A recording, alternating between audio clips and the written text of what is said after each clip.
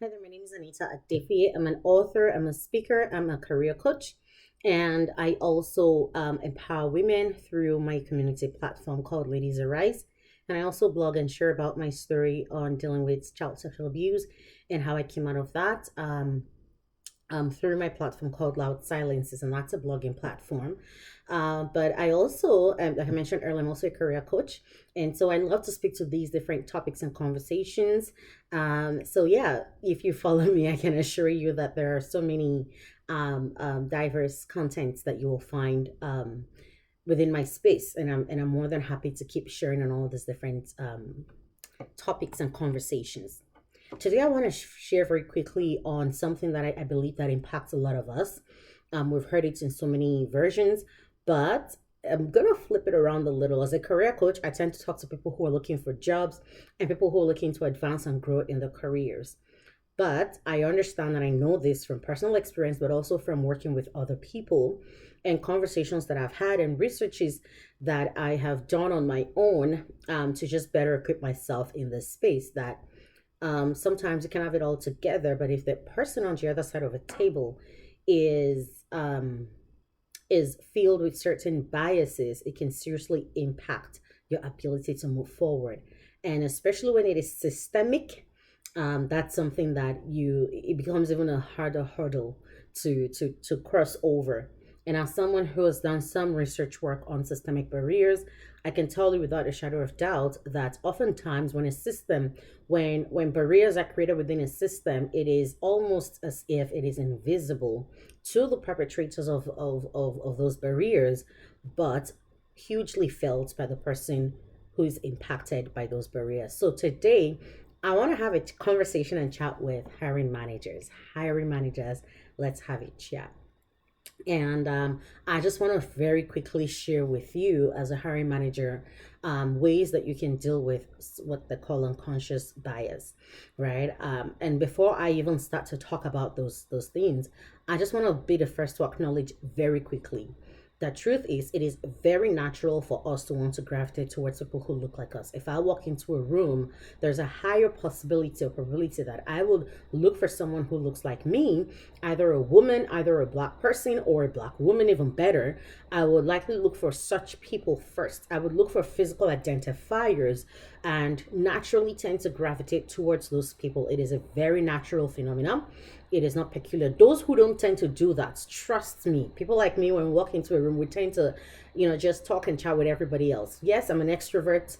Some people will kill me for hearing me say that because I always claim I'm an introvert. I identify as an introvert. Yes, deal with that. But yes, I'm an extrovert, and that would naturally mean that I would find it a little easier to talk to people than most people might. However, the art of even talking to people who don't look nothing like me, either in age, in gender, in ethnicity, or whatever it is, took years of practice, and I'm still practicing, and I will always continue to practice. So I get it, all right? It is not to say you're a bad person as a hiring manager, but sometimes the truth is that if we don't educate ourselves and get aware, then we continue to perpetuate the issue. So if you know hiring managers, please be nice, but tag them, talk to them, share this with people. You yourself might become a hiring manager someday, and you want to make sure that you're not caught in the same web. All right. So today, having said that, I believe what they call that thing is unconscious bias. That's what the research tells us.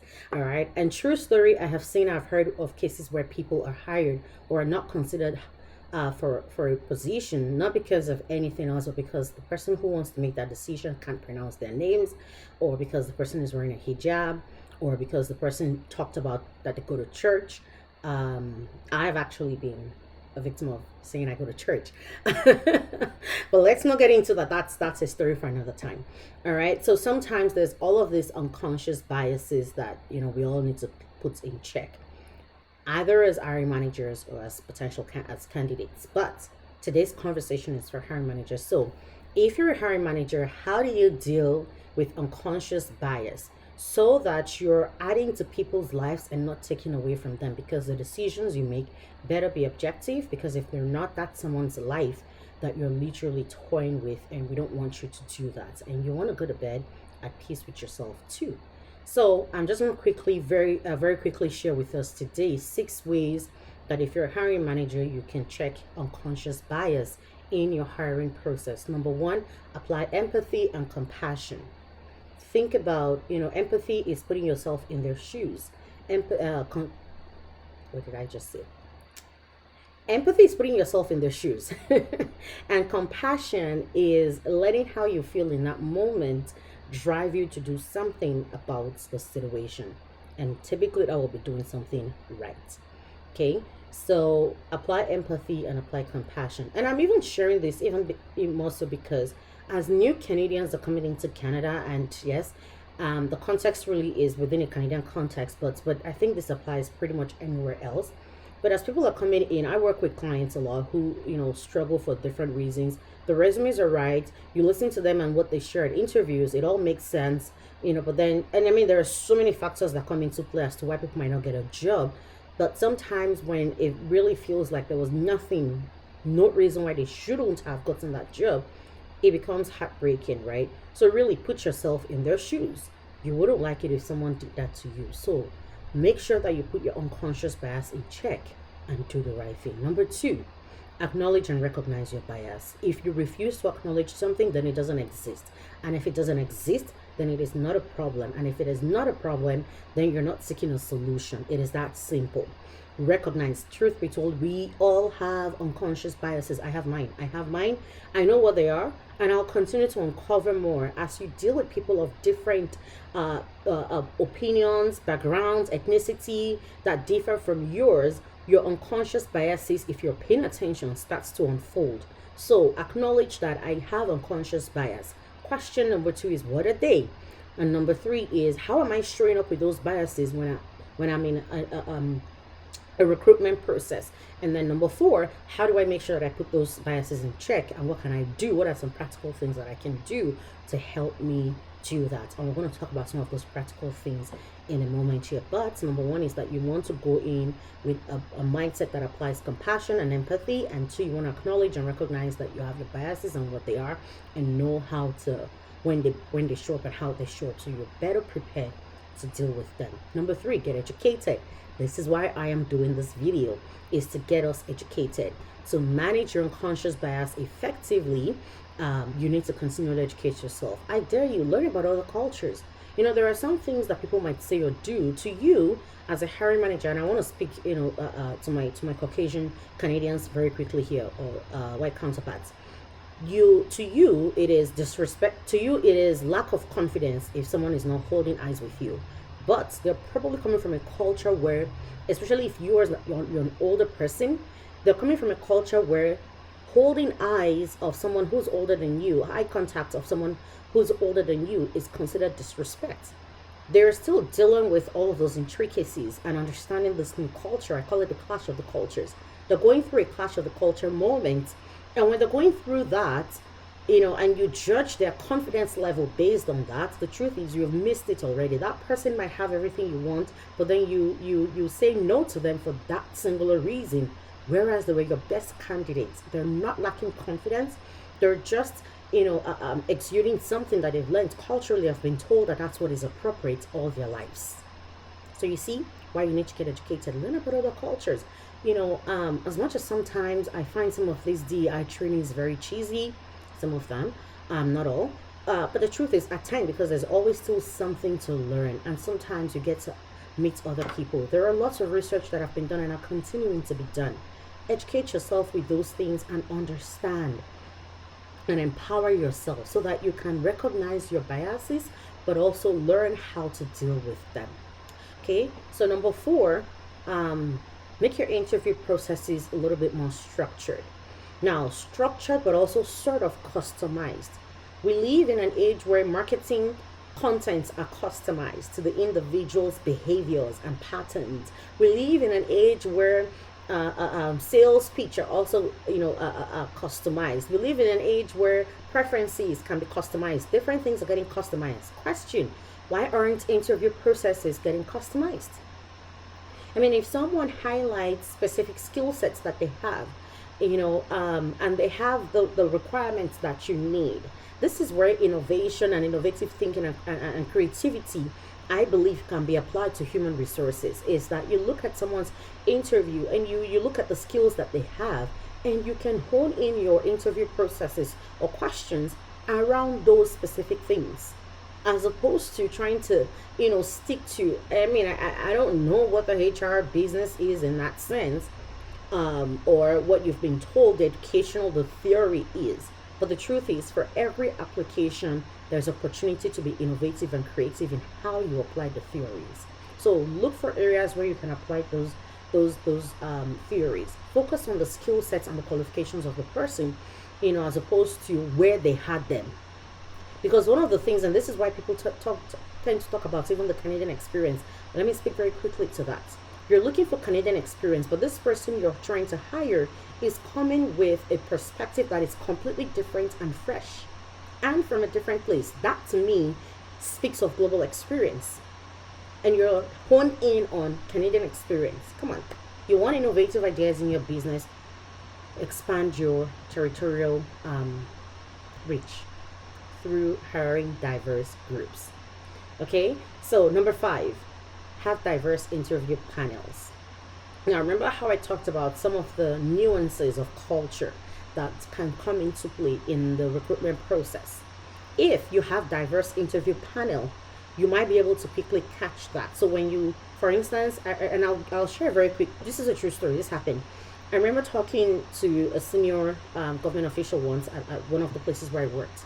And he asked me, I'm Nigerian Canadian, by the way, and he asked me and said, "Oh, you're Nigerian?" And I said yes. And he said, "Oh, this person is also Nigerian. Do you know them?" And I'm like, "Yeah, do you know the next random white person on the streets?" Sorry. Sometimes I know it's not nice. Anyway, and I asked them that, and I said, "Well, actually, I do know them, but I met them here." And we had a conversation, and he said, "Well, this person is really great with what they do, but he's, very concerned that they don't really speak up in meetings, and he wonders if they really do have anything to offer." And I said, "Oh, believe me, they do." He said, "Well, but why not share?" I said, "Because it's not something that he's used to, culturally speaking. We're in a room full of older people, much older people than we are, and you're expecting to speak." And I said, "Well, but you speak." And I said, "Well, even in Nigeria, I was an anomaly. I didn't follow. I'm not your standard status quo follow kind of person, right? I just always had my own way of doing things, all right? And for some weird reason, I was wired that way. I'm learning how to chip away the negative sides of that and honing on the positive, because there's strength in that as well." And I said, "But there are people who tend to follow the books to the latter. He's that kind of person. So he will not speak in meetings unless you tell him to." Now, you can argue, and I agree, that, well, what the balance of this is, the other person should make efforts to understand and learn the systems here, and I agree. And that's why people like us exist, because we'll be teaching them those systems. Some are learning, some are not. Please learn. All right, so I get it. But the truth is that the next meeting we had, this person was asked point blank, "What do you think about this? And how do you think that went?" Pretty well. Really awesome. All right, so that's what having diverse interview panel can do to you, can do for you, is that what you think and perceive as a weakness, the other person, because they understand the cultural nuances around that, can tell you what it is. And then finally, do blind resume reviews. I don't have the technique for you on this one yet, but if there are ways to do it, remove personal information such as names, and all of those things. And for those who put their photos on their resumes, please do not do that. And for people who are applying, if you have a name that is hard to spell or pronounce and you recognize that, in bracket, put a name, a short form that people can use to pronounce, or in bracket, put a way that they can pronounce it for them, so that people can, it helps bridge some of that gap, and you don't reduce your chances. All right, nobody should hold anything against you for having your name. Anyway, so conduct blind resume reviews as much as possible. So these are some ways that these are 6 good ways that I think that as hiring managers we can really start to hone in. If you truly want to have a thriving organization, you need inclusive teams. You need diverse teams, and you need to be inclusive with those teams, not just try to fit them into boxes, but truly be inclusive. So I really hope that this helps someone. I'd love to hear your feedback and comments and if there are questions too, I'd love to answer them. Okay, but I really hope that this has helped someone. I look forward to more conversations like this with you, even as I start to learn to lean into doing what I do best, which is educate people, but even more so in the career space, and taking a two-sided approach as well. So I really hope that you like this video, you share this video, and I really hope that you engage with me in the comment section. I look forward to more conversations with you. Take care and bye.